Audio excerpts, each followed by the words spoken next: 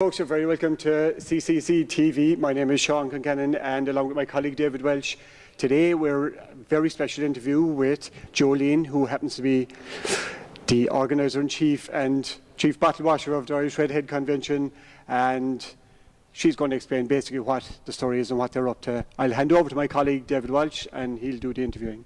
That's better now, Sean. You know it's Welsh and not Welsh from now on, aye?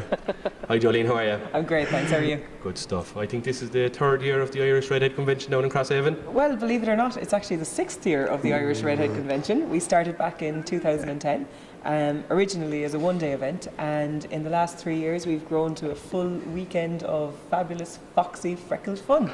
Excellent stuff. And what sort of stuff do you do down there? Well, the event takes place in August anyway, from the 21st to the 23rd this year, and it's a whole weekend celebrating everything to do with red hair, because believe it or not, red hair is the rarest hair colour in the world. So the type of things that we do is freckle counting, carrot tossing, ginger speed dating, we have a parade of natural redheads, we've got group photo shoots that we only involve natural redheads, and we've got individual photo booths as well. What else do we do? Well, to be honest, we kind of do lots of stuff, and it's about kind of redheads gathering together, sharing experiences and having the crack, really. Excellent stuff. I've been down there the last 2 years myself, and my son is a redhead, and one of my nieces is, so I think he was the youngest person ever to sit in your throne down there. Yeah, that's actually important, because we do have a king and queen of the redheads, and they're going to be here with us today on St. Patrick's Day as well, leading our foxy float, so I'm very excited about seeing them too. Very good. And you have a float this year. How many are you expecting in that? Or? Well, I suppose it's not technically a float, but I did like the pun. So actually what we are doing is we're going to have a very elaborate display with balloons, which are going to be kind of streaming off the back of us and representing glorious extensions of our red hair.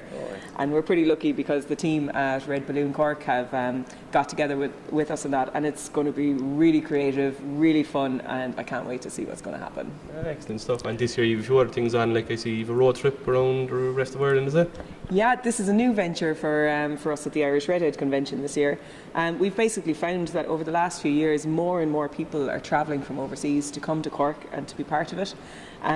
So it was just something that we saw that people wanted to experience Ireland, and they were coming to us looking for advice. So we thought, okay, look, let's put together a road trip. It's a 10-day trip, starting and finishing in Dublin.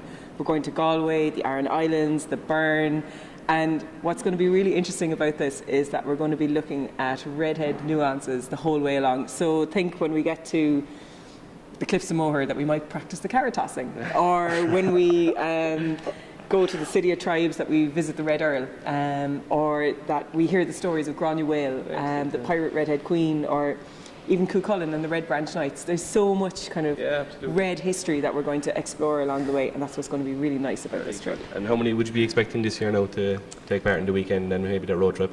Well, the weekend has attracted about 2,000 people now over the course of the 3 days, and about half of them are natural redheads. I think we'd be really happy if we kind of keep that level up and get people coming back again, because that's really important for us, and as well to I guess grow the people that are coming to Ireland and to Cork to celebrate being a redhead. Excellent stuff. Actually, Davy, I'm just wondering along those lines. I'm sure there are some celebrity redheads out there that you'd love to get involved or something like that. I'm thinking Ed Sheeran or a few more. I'm sure Ed Sheeran would be amazing, wouldn't it? I'm sure he'd love it. Actually, I'd say he'd be mad. But have you kind of tapped into that market? That's it. Well, we did ask Prince Harry last year, and we were really lucky because we did actually even get a letter back from Prince Harry wishing us the best of luck with the festival. And it was great, you know. He really, like we did say it was his opportunity to be the king of the redheads. We also told him about when his grandmother, the Queen, came to Cork, and so brilliant. Who knows? Fingers crossed, but you know. Onwards and upwards. Onwards and upwards.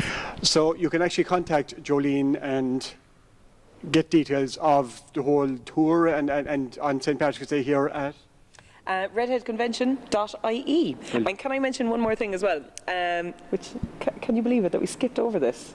But a huge integral part of the Irish Redhead Convention as well is working with our charity partners, the Irish Cancer Society.